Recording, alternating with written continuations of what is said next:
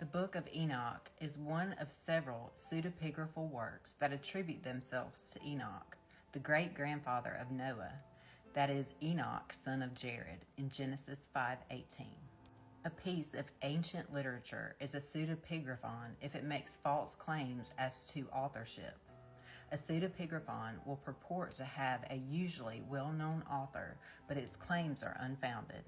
Enoch is also one of the 3 people in the Bible to be taken up to heaven bodily, the only others being Elijah and Jesus, and only Jesus having experienced a resurrection. We read about Enoch's translation in Genesis 5:24, and Enoch walked with God, and he was not, for God took him. Most commonly, when people refer to the book of Enoch, they mean one Enoch, which is wholly extant only in the Ethiopian language. The book of Enoch is accepted as canonical by the Coptic Church in Ethiopia and the Ephraim Orthodox Church. In addition to one Enoch, there are 2 Enoch, the Book of the Secrets of Enoch, and 3 Enoch, the Hebrew Book of Enoch. Fragments of the Book of Enoch in Aramaic and Hebrew were found among the Dead Sea Scrolls. Much of the Book of Enoch is apocalyptic. It uses vivid imagery to predict doom and the final judgment of evil.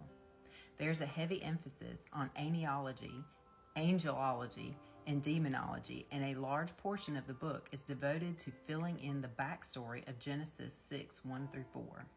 The Book of Enoch thus explains the origin of the Nephilim and the identity of the sons of God mentioned in Genesis 6:2 and 4.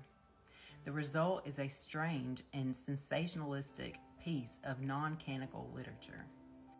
In its Ethiopic form, the Book of Enoch is arranged in 5 sections.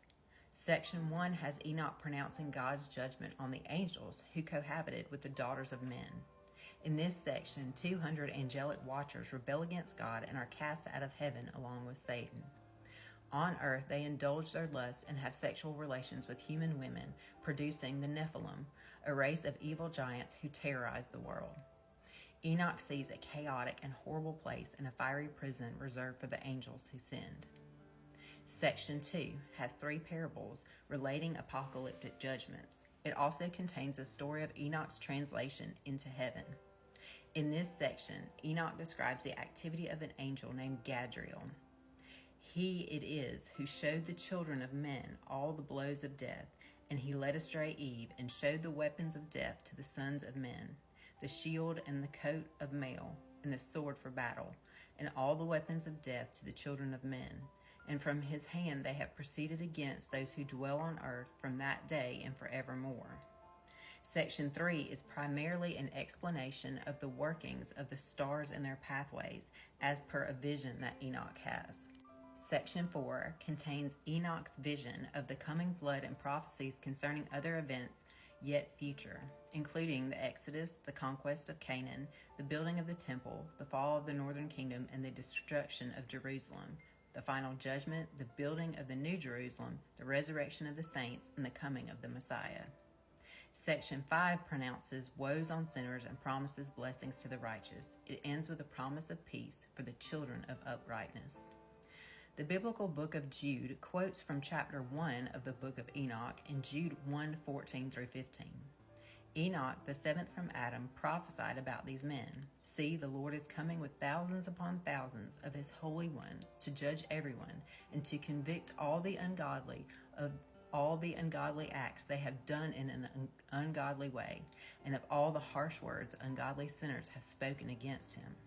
Jude's quotation does not mean the book of Enoch is inspired by God or that it should be in the Bible. Jude's quote is not the only quote in the Bible from a non-biblical source. The Apostle Paul quoted Epimenides in Titus 1:12, but that does not mean that we should give any additional authority to his writings. The same is true with Jude 1:14-15. Jude quoting from the book of Enoch does not indicate the entire book of Enoch is inspired or even true. All it means is that a particular passage of Enoch is true. It is interesting to note that no scholars believe the book of Enoch to have truly been written by the Enoch in the Bible. Enoch was 7 generations from Adam prior to the flood.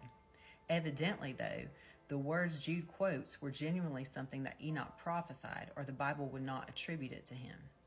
Enoch, the seventh from Adam, prophesied about these men.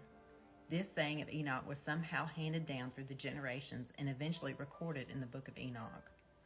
We should treat the book of Enoch and other books like it in the same manner we do other apocryphal writings. Some of what the Apocrypha says is true and correct, but much of it is false and historically inaccurate. If you read these books, you should consider them interesting but fallible historical documents, not as the inspired, authoritative Word of God.